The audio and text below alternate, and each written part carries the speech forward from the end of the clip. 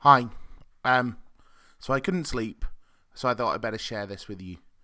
I had a great conversation today with a good friend and a guy I work with in Boulder called Dr. Nick Studholme. He's doing the nutrition talk and some of the other talks for the US 1 week special event in April, and he's also presenting at the convention this year in Derby at the end of May, beginning of June. Um, and it's always good talking to Nick because he gives me a perspective on movement and clients that's based on the amount of clients he's seeing per day. It's the human perspective. But where Nick is different to most people is that he has a real good grasp of what he knows and what he affects and what he doesn't really know, and then how that affects what he's doing with his client. And so it's an interesting sort of conversation we have. Especially as with Nick, I can give him all my outspoken views, and we can see what's what. So I wanted to share it with you.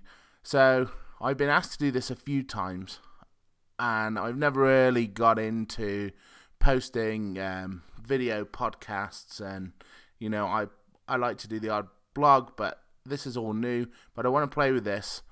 You may have seen sort of last week the epic sort of 2-hour film style Q&A, but I want to just do something shorter and just kind of explain where we're coming from as a company at Faster, what we think, that kind of stuff, but not with the thought of going, here's a big sale, just with the thought of being, I want to share what things are about, and I want to hear your sort of take on things. And this is comical doing this. I'm sat watching myself on the screen. I'm looking at all kinds of different shifts and stuff. It's funny. But I want to share this with you. I was trying to explain the problem I see in the industry with training holistically versus training specifically. And it's kind of funny. I'm watching a number of people in the industry trying to make a name for themselves and trying to sort of like grow out of their guru, which I think is an excellent thing. But what I'm seeing is there's this big sort of holistic kind of movement, and by holistic I'm not talking like crushed flowers and stuff.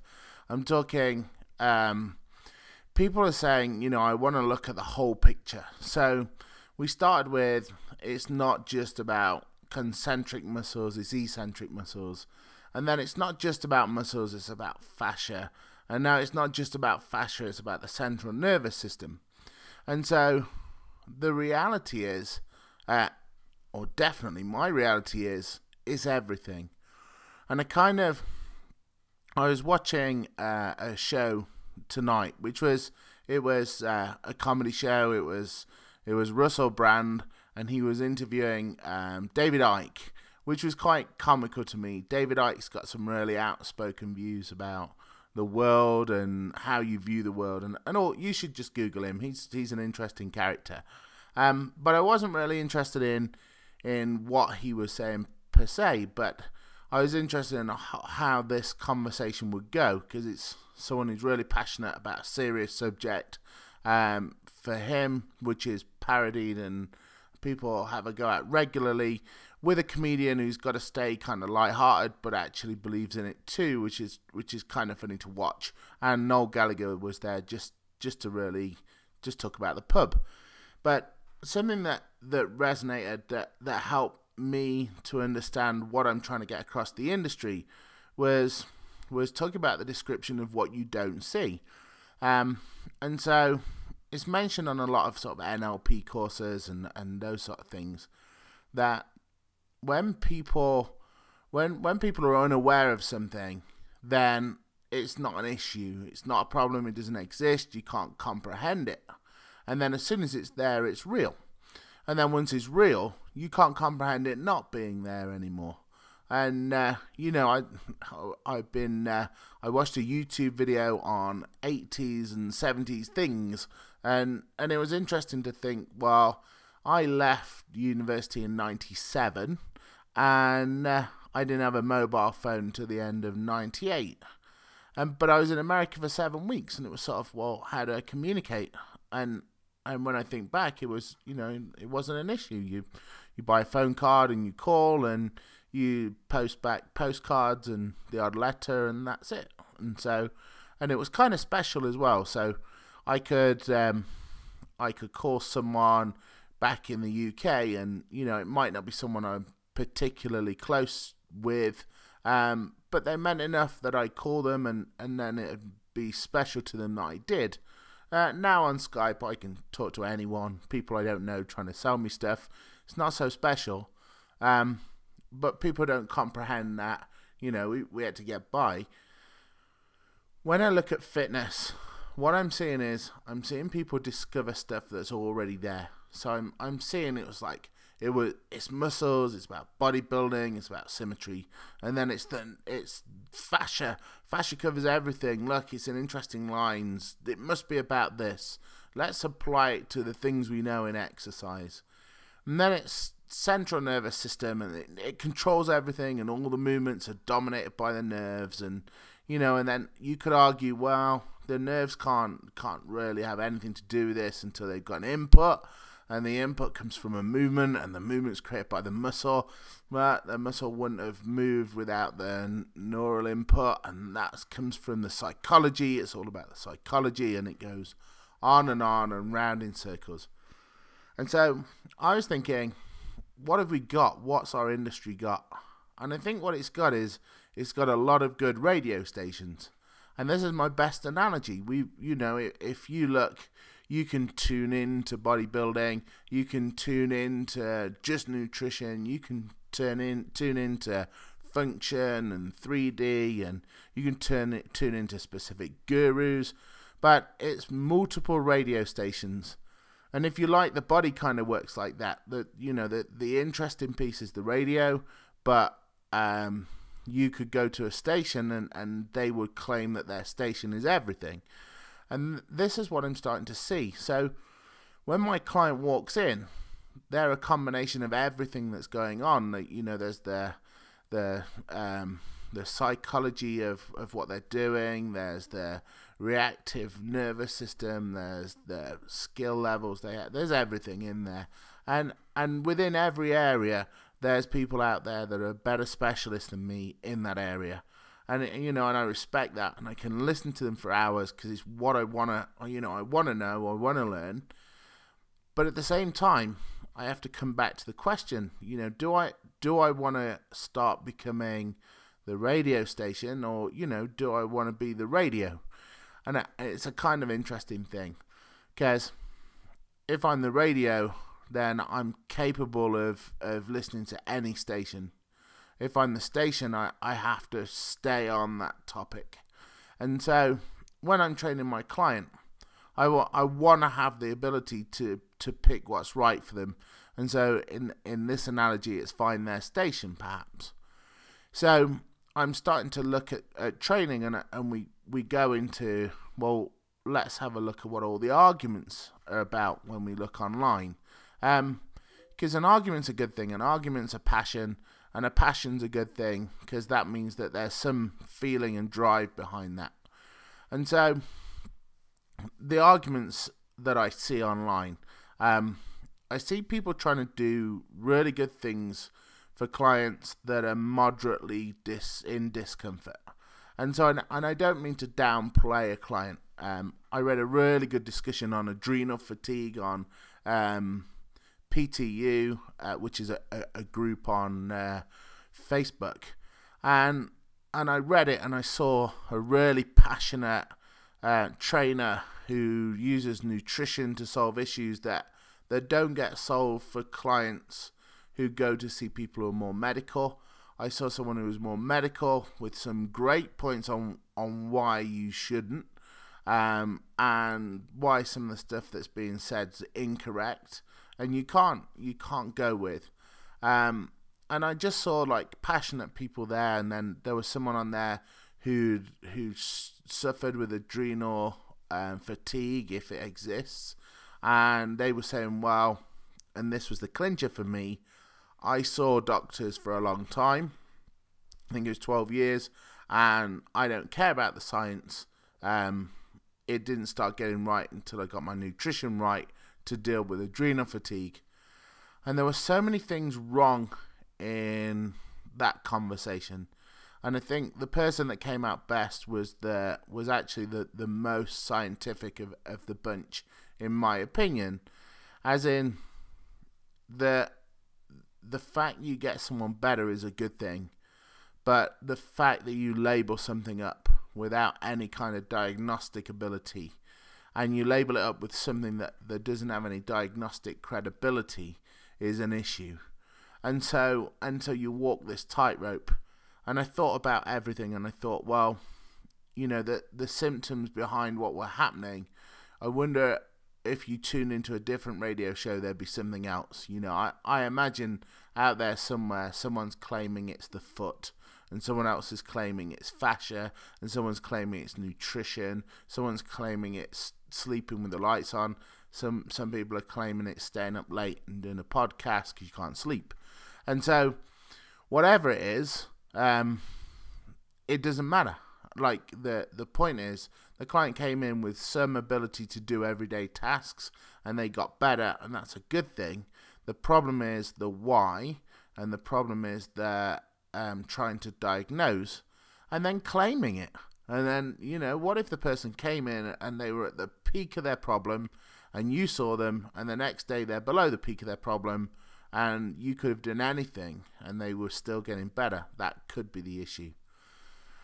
But that's not really what I wanted to talk to you about. I just need to throw that in because it's an example of this radio station. You know, that the person on there was definitely all about nutrition, and so to do their nutrition well, you need to diagnose and to then be able to say, this is the thing that's wrong, so therefore this is the deficiency, which is guesswork without blood work. I'm not even sure how scientifically valid a lot of the blood work is. And then so this is my solution, and this will get you better, which is also suggesting you're bad. And so that's kind of what I'm talking about. But with the radio station effect, you know, that was definitely someone's tuned into pretty much everything comes from the answer of nutrition. And I think it's more whole than that. So this was about kind of saying, well, what are you? Are you a station? Are you a radio? I want to be a radio. I want to know about all the stations. I want to have the ability to jump into each or every sort of component of training, and be able to refer or at least use and send people in a direction. It kind of led me on to then, are you research-led, or are you guru-led, or are you some kind of hybrid? And so we have an issue here that if you're guru-led, you've got to trust that person, that there's no opinion sneaking in there. There's no, well, it seems to happen to me a lot, and so therefore it must be true. And so if that's the case, if you become guru-led, then you're opening yourself up to a massive trust thing. And you know, maybe that works for you. So I don't want to be the person that tells you not to. I'm just going to say it's probably not a route for me. So then, are you science-led? And for me, science is a great thing. That it's got flaws, but the flaws that are spoken about publicly and the actual real flaws, I don't think match. And I've not met a scientist yet that isn't out to improve things for people. It's not particularly well paid. It's not a particularly nice job. A lot of the things, you know, although the people I know enjoy them, it's not a particularly great job. It's not better than training someone to hit their goal and then taking credit for it and having a friend for life. It's certainly not that. And you tend to get picked on a little, especially in our industry. So, you know, when I meet scientists, they're really dedicated too, especially in our field. And then I sort of then if you're going to be science-led, then you're also gonna struggle a little bit sometimes in arguing, because the best argument is one based on a personal experience, not one based on fact. And is kind of it's kind of obvious to see why, because you can push vague. So you could say, well, you know, I know that there's no research to say this about fascia, but my client had a bad back and they rang me, and so I got them to massage the back, eat some broccoli, meditate, take all their lights out of their room, eat more protein, do a core stabilization, take up Pilates, and they just did that all in one night, and they were fine the next day. And it's like, well, it's compelling because there was a lot of complicated stuff in there. It seemed like a big thought process, and they were better at the end of it. And obviously you're taking my word for it, they're better, and I'm taking their word for it, they're better. And I put so much stuff in there, you could never prove that. And so science is bad and the enemy, because they would never let me do this. And so, you know, I think that that's going to be a problem if you're science-led to get into that argument. And you're going to get things like, it works, so it's right, that kind of. And plus, it stamps on your ego. There's nothing worse than a client will come to see you, you'll do something that you figure is great for them, and then what they'll do is, the next day they'll ring you and say, you're the best trainer ever, no one else has helped me, and now look at me, I'm doing a great thing. And then you get to the bottom line and it's, well, actually, they came to see you and they're in a lot of pain, and the next day they wouldn't have been in pain and they weren't in pain. Or, you know, it took the same amount of time to get better as it would normally, and you just got involved towards the tail end. So it's really hard to just follow the science line, but also there's gaps. We haven't proven anything really massively major in our industry at a good level, and so a lot of the time when it comes to training, it's hard. There's not a something wrong, so there's not a something for you to put right. And so if you're trying to prevent stuff, you wouldn't know because you'd stopped it or you caused it. But the problem is it's hard to study, so it's hard to put your finger on what actually does work. And so that's why a lot of trainers validate their technique with people who are injured, which kind of, it leads me on to the science portion, that when you decide to go down the science route, how you go determine what the best science is to read, how are you going to put those levels in. And that's something that I'd be interested in, because perhaps poor science is more dangerous than no science, and perhaps good science isn't in the field you need it to be in to deliver the technique you're sold by the guru that you love. And so now you've got a whole new dilemma there. And I want to kind of, if you were my mentorship student, I'd be drilling home now, you've got some tough choices, because when you take this to a client, you've got to make sure that you're being honest with the client. And so if you're passing off a technique as being perfect, but it's from a mate, it's not so perfect. If someone said to me, yep, you need brain surgery, I can do it for you because my mate studied it and they've told me what to do, I'm not so convinced. And so, although you're not necessarily working on that higher risk and the high scale, some people are starting to drop into that area because that's where they can prove they can make a difference. Preventative's hard to prove because nothing changed. That's the whole, you prevented the thing that was going to change changing. So that's important. So then, I'd say if you're going to go down the science line, make a judgment call on it, and then make sure the person you're using the technique with understands. When you're looking at training, when you think holistic and you're told holistic, have a look. There's a number of companies out there sponsored by other companies. Have a look how they say everything connects, everything moves, and then they give you a random exercise that's related to nothing. And I think rather than holistic, they're a big bunch of components, which is not what we are. We're a thing, and what we've done is to help us understand the thing, we broke it down to components. by being good at one of the components, you can't be good at the thing. As a personal trainer, you need to be good at the thing, not the component. Vern Gambetta kind of puts it well. He says, be a generalist, not a specialist. And he's a sports coach. From everything I'm discovering, from talking to people who are far more intelligent in sort of neurology and the central nervous system, to people who tell me they know fascia, to people who work with muscles and training and performance, everything is about confidence to move, and then moving in a way that you need to be able to move for whatever you're going to do. And so it kind of comes down to thresholds.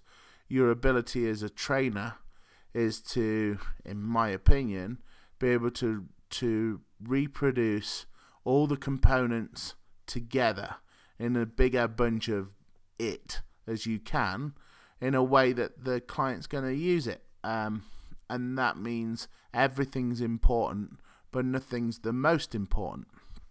And so if you want to affect a behavior change, then you've got to build it so that it happens enough times that it becomes a habit.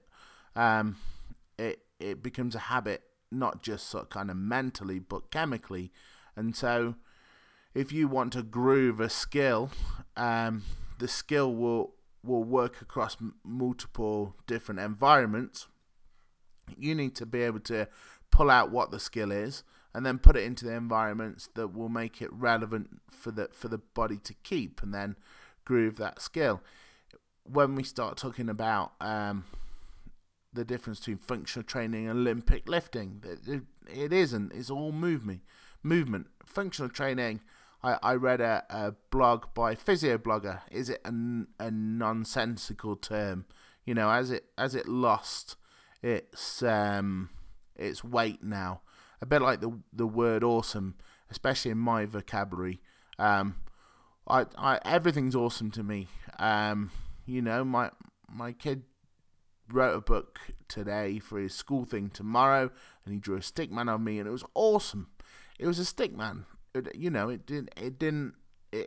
mean, it was great. I loved it, but it was a stick man. So my point is that you've got to look at this and say, right, well, when I'm training this person, it's not really function. Functions is a good term because it's what you do, and that's what we want to improve. But function doesn't mean like three-dimensional hand waving. Function means getting close to what you want to do, and then knowing how to play with the variables to push you towards threshold, and then the threshold of the movement or the threshold of the energy system. That's what you want to be pushing in order to get the body to change. And then it's how often you can push it. And the more you do it, the more repetition you get of it without going beyond the threshold, the more you'll initiate this change. And this is not something you're going to do in 2 days. This is over a year or 2 years. I'd say the big thing here is if you can get a client less afraid of moving, then you've done a massive job, whatever your speciality is. The questions I'd say when you're starting to look at education and to look at furthering what you know, the question's got to be, the person who's telling me what is their motivation, where's this come from? And then what they're telling me, where's that come from? Is that science? Is that theory? Is that based on clients that only they see? And then once I've got that down, how's that going to affect my training tomorrow? Are you talking about a really interesting component of something, you know, a really interesting proprioceptor that sits in the joints is interesting, but that's not going to change my lunge tomorrow. And my understanding of why it changed what the client did can't be based on that one component. It must be based on a lot of components. And so I want to kind of share this with you because it's important that, for me, the industry gets better. Now, I don't care if you buy my courses or not. I like it if you buy my courses, obviously, and I try and do stuff that makes it interesting to sign up. But that's not my motivation. My motivation is to start producing trainers that are not blinkered to experts. And so I want you to be able to have that skill to go, hold on, step back, where's that come from? Why is it as it is? How do I use that? Where's the science? Do I want the science? Do I need it? What's my goal? I think you're in movement. I think personal training is movement. And so it always has been. It originates from, the biggest person in the gym training the smallest to be bigger. It was just getting, the skill was get the small person confident moving the heavier stuff enough times and without getting injured to get bigger like the bigger guy. But so my point here is, if you ask, why are you telling me? And you say, well, where'd you get it from? And then you say, well, how is that going to change what I do tomorrow? You've probably put yourself in a good place to be successful with your learning. And so the next question I'd say is, if you find yourself going down a track and you go, it's all this, let me make it up. What we've noticed is it's all about hair follicles. Everything's hair follicles. If you have the incorrect layout of hair follicles, everything goes wrong. It's all determined by your hair follicle, and that's all determined by the correct brushing sequence first thing in the morning after a shower. If you find yourself down that line, what you might have done is found something that you find very interesting, but that might be making you push into a station and outside of being the radio. And so that's interesting. If you're looking at gurus, that's how you do it. If you want to be a big guru and the know-it-all, get good in a subject that people are going to struggle to get good in, claim it all to be yours, and then use it for everything. And if you can make it generic enough, then you can always say it's because of that. I've been talking to you now for like 27 minutes. Sorry if you're still listening. I know I've took up a lot more time than I thought, but you could argue that my ability to talk to you was all down to my fascial system. I mobilized my foot and took the pressure off one side of my head, and that meant, I didn't need the bathroom for the whole time I was talking. But if I had the pressure on there, I would have done. You could say, it was good. It was part of my nervous system. I was lying in bed thinking, I got to do a podcast because this is burning me up. People don't know this, and it's all motivation or psychology or whatever. But it'll be a generic way of explaining everything. So the idea behind this sort of 28.5 minutes talk was I wanted to share with you that every kind of technique could be important. This all started on a conversation about posture. So when static posture important? Well, the person that walks in that's injured and walking like this, then that might be a good way of them showing you how they've moved away from the bit that hurts. But the person who's a high-end performance client who's never had an injury and aren't in pain and they walk in like this, that might just give you an idea of what skills you want to check they've got. And it's two different things. That's the sort of thing we teach on our courses. That's probably the only plug I do. But that I wouldn't be telling, this person that's not in pain that they're going to be in pain because look at their posture. It's like someone who looked like that, who had pain, who changed their posture back and didn't have pain. I wouldn't be saying that because I wouldn't know it's true. But I would be saying, if you're walking like this, we probably want to see how good you are doing this. And that would be interesting to me if you're not injured. If you're walking like this and you're in pain, and you tell me, well, I'm like this because this hurts, then I'm either going to push you to someone to diagnose or say, oh, well, if we straighten this up, it might hurt less. Or it might be, I'm like this and it hurts a lot. And so then we go, well, if we straighten up, it'll hurt less. Then that might be a good thing too. But I'm just saying that it probably will be out of my scope by the time it's pain. What I'm trying to say to you is, you don't need to rule out techniques, but you need to make sure that when you're learning, it's helping you learn what you don't know. It's every time I do an education course, I feel like a worse trainer. I think that's a good thing because I just feel less rounded in what I know, because there's so much information on everything. I think that's what you should plump for. You should go for, right, what I'm going to do is, every time I learn a little bit more, it's going to teach me a lot about what I don't want to or need to know about, and when to refer down that path. And it's going to pull me back to being a real trainer that looks holistically, not a trainer that looks across, tries to combine components to seem holistic. That's kind of what I want to tell you. I hope you've stuck through this. It is a really long video. I'll probably do more of these if you like it, and less if you just think I rambled. So let me know. Thanks for listening. Bye.